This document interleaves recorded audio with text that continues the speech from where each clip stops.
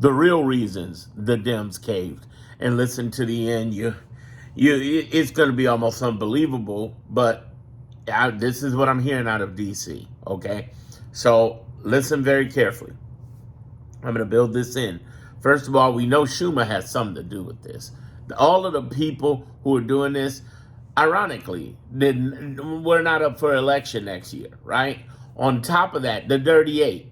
The Dirty Eight were not up for the election next year. On top of that, some of which, two of which, one of which was my Senator Dick Durbin, is retiring. There are two retiring out the eight, and the other six aren't even up for re-election. So since we know that in 2026, so we know that. But why would they do that? Why would they do this specific deal the way that they did this specific deal? Well, something very clearly is going on, because I've been screaming, if you look at my videos, I've been screaming for Schumer to go away for some time now. But on top of that, what doesn't make sense is that all of these people, not all of them, but some of them are the same people who were voting in the previous shutdown. There's something going on where they're breaking away. Either Schumer's lost control or Schumer is the architect behind this, and a lot of people believe he's the architect behind this. But why did the Dems really cave? Why would they do that? What's the advantage when we had the advantage? Why would they do that? Why would they go that way? You ready for this? This is what I'm hearing. Basically, the reason they caved comes down to their approach for the 2026 election. And that's why they think Schumer's behind this architect-wise. Follow with me here. So what happens with the Dems caving? With them caving, first of all, Trump still want to give those SNAP benefits away, okay? So there's still a fight to get SNAP benefits, even though it was an agreement in the Senate to do the SNAP benefits. But the question becomes, is it going to go down in the House? I tell you what's not going down in the House, and he's already said it. Mike Johnson's already said he's not going to agree to have a vote on those subsidies in December. They gave it up for nothing, but did they? Here's where I'm going with this. The reason these 8 Dems caved, according to what I'm hearing out of D.C., is because they wanted this to happen. Meaning, here's the thing. If Schumer's the architect, it makes sense because he gets millions of dollars from billionaires in New York. They had documentaries for the last 20 years on that. So that's a believable. That's a believable. But what's really disturbing is that I'm hearing that several of these Dems that came, maybe even my Senator Dick Durbin, they think that it will put more push than we already have for 2026 if millions of Americans end up without health care. It will be a guaranteed win in the electoral vote in 2026. We already had a pretty good shot. I mean, there's a tsunami coming already. And as long as Trump keeps opening his mouth every day and getting on social media, it gets better and better. But what these people are thinking, let's really tip the scales. Yes, I kid you not. Let me know your thoughts in the comments. They're thinking if we tip the scale,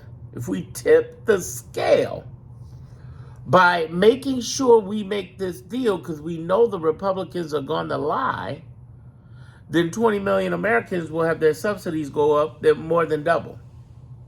And out of those 20 million, 4 million of them, I know this sounds cruel. Seriously, this is what I'm hearing on the inside.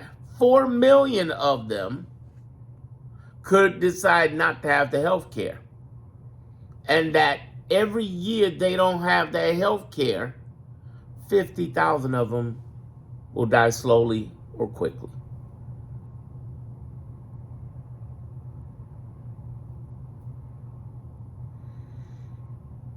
Let that sink in.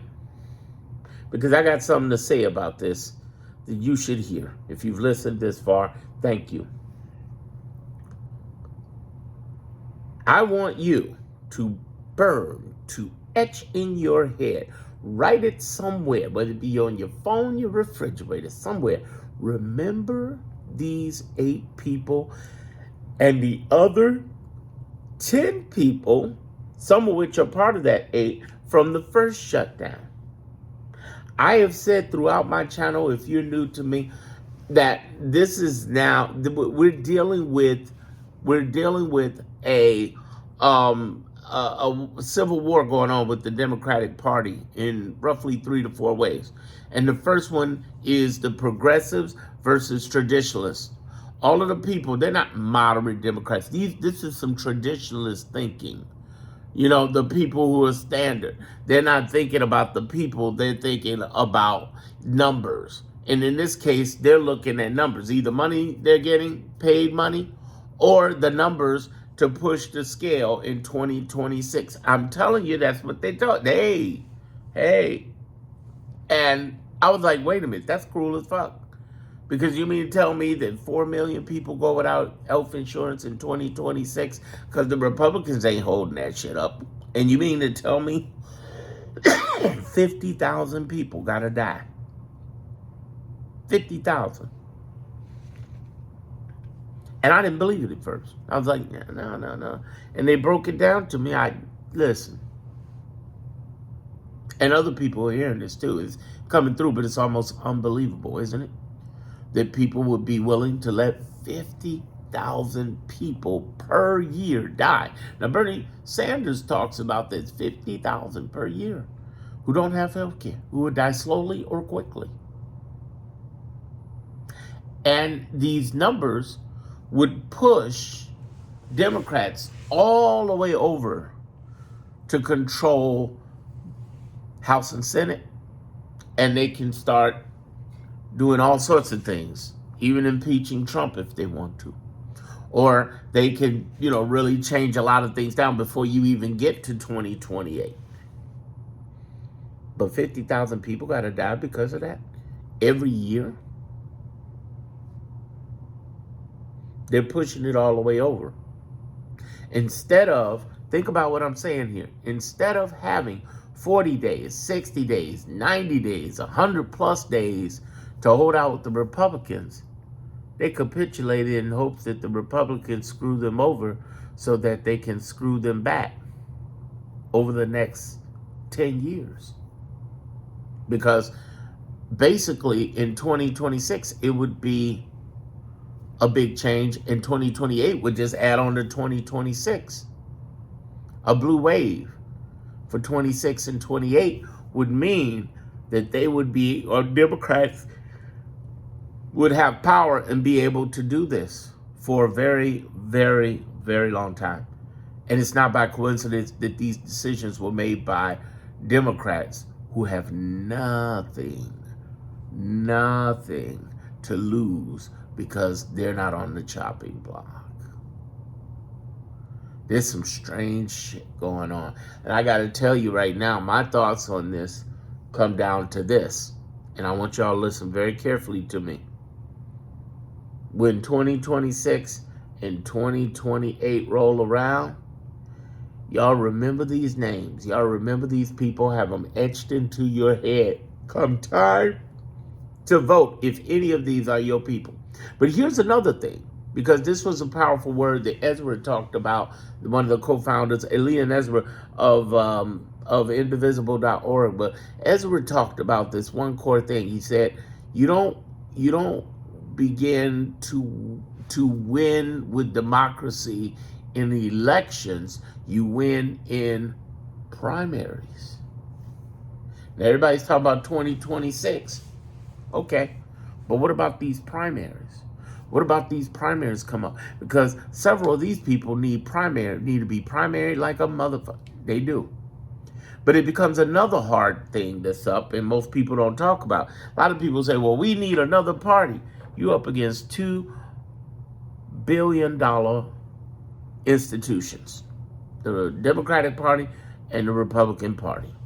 And one thing they have in common, one thing they'll fight together, is that you don't have another party.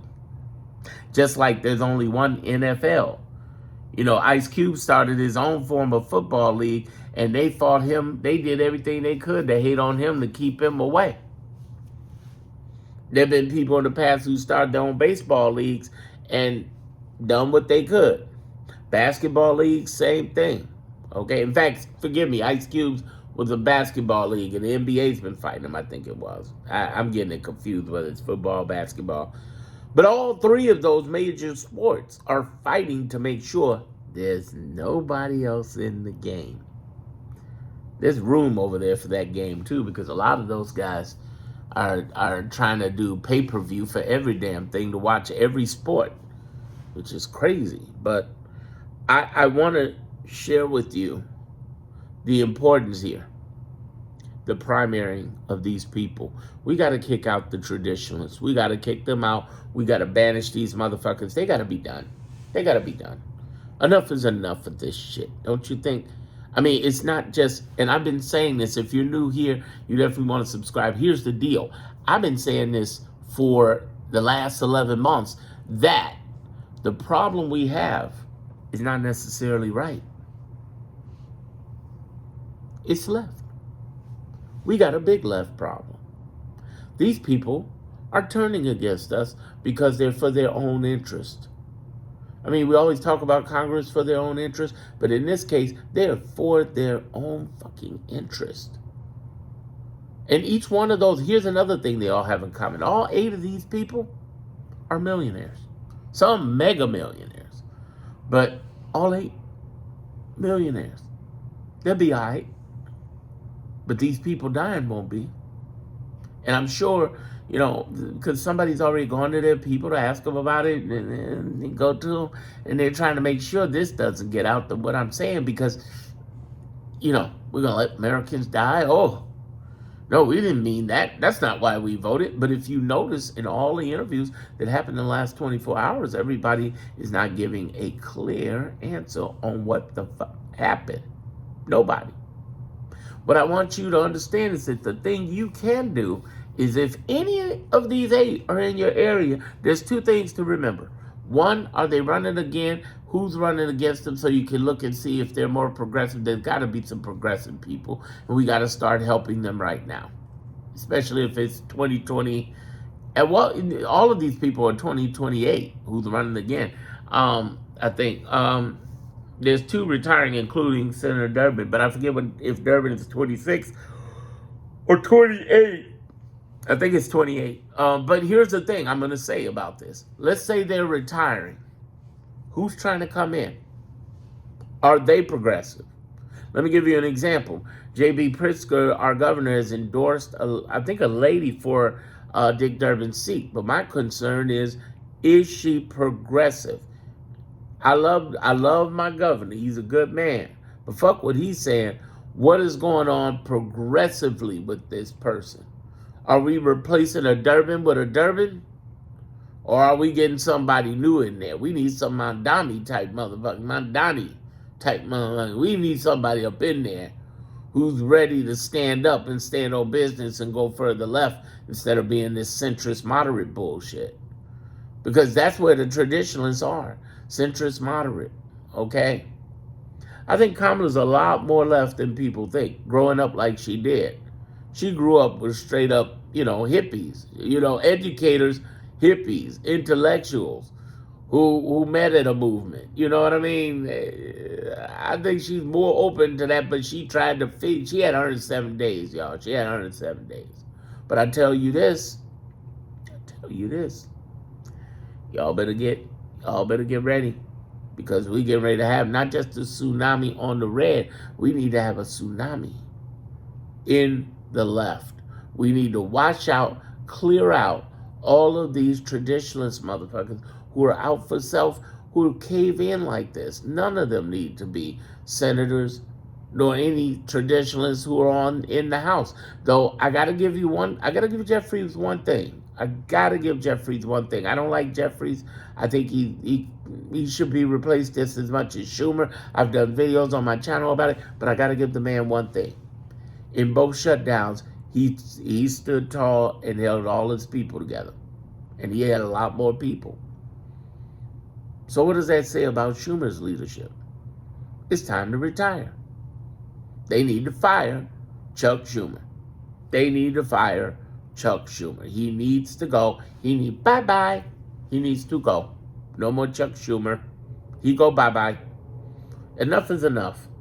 We've come to this world now where the Senate, and that's the problem I have right now, whether it be Cory Booker or Elizabeth Warren or whoever, they take a lot of shit, man. Seriously. And what I'm not talking about from us, I'm talking about they watched their leader, their minority leader, vote against them in that first shutdown. And that should have been a challenge of Schumer's position right there. But nobody had the heart to do it. Nobody had the heart. And what I'm saying is we need leadership, obviously, in Congress. Now, in the governors, leadership is there. They are holding strong together. No doubt. They have fought and saved us billions of dollars. They have stood up on business for last 40, we're going into the 42nd week. Okay? They have. I've watched them. I got the proof. I share a lot of proof in there in my Clarity group, which is in the description and in the homepage. Look at it whenever. Here's the thing. It's on sale right now, too. I want you to understand. This group, this group of people, the Senate, let me tell you, they are not, nor the House, really at a point of leadership. Individually, they do well. As a leader, as a unit of leadership and unity, they cave. But the governors have not. The governor's been on point, y'all. The governor's been standing strong from go. They've been ready for this fight for two years ago. They were prepping. The governors and attorney generals, they've been fighting. 20 plus governors and attorney generals. And the good news is we now have 2 more governors in there, which is, Virginia and New Jersey. And what I'm trying to tell people is this is a fight. We're in a major battle. And what I'm trying to tell people is that our biggest challenge right now that we're up against is ourselves. We cannot let these people, we cannot forget this. And we got to fight within. Instead of just saying, I don't trust the Dems. No, don't trust the traditionalist Dems. Let me be very specific. It's the traditionalist Dems that are the problem. AOC ain't the problem. Jasmine Crockett ain't the problem.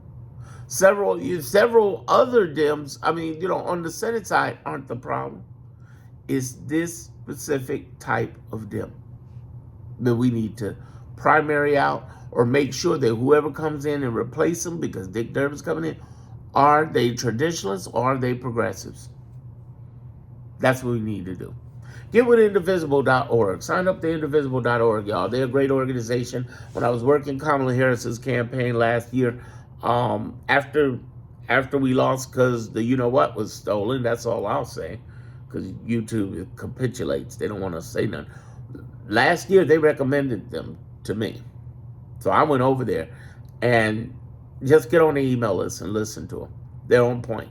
And they got the grassroots organization. They need to be better at marketing, but, online, but they got the grassroots organization and their heart's in a good place. And they have been pointing out a lot of great things like this. Also, they're going to help you clarify who to be going for, who should be on your side. They're independent, but who should, who's on your side is a progressive. We got to get progressive. We got to go more left, everybody. Whether it be Mondani type left or Bernie type left, I don't know. But the idea, we got to go more left. We got to get away from this. And the only way we're going to do this is start cleaning out the primaries just as much as we do in the main election. That's what it comes down to. Because these Dems, they caved in hopes that our people, our 20 million, millions of which would lose their health care. and go under. Nobody wants to believe that. I don't want to believe that. But it makes sense. It does. And given the sources I'm hearing it from, it makes sense. And Schumer's behind this. It's a cold, calculated move. While we're calling them punk asses, they're doing some cold, calculated shit. But it would have been better for them to have the shutdown and held the line. Because it was really rallying our base. And we were in a position to win. But when you have traditionalists, they go on their own plan. They ain't with the team. They're on their own agenda. That's a problem. That's a big problem. We're going to get through this. I said months ago, it's going to get worse before it gets better. All right? If I earned your subscription, let me know. Otherwise, check out the next video. We'll make it through this.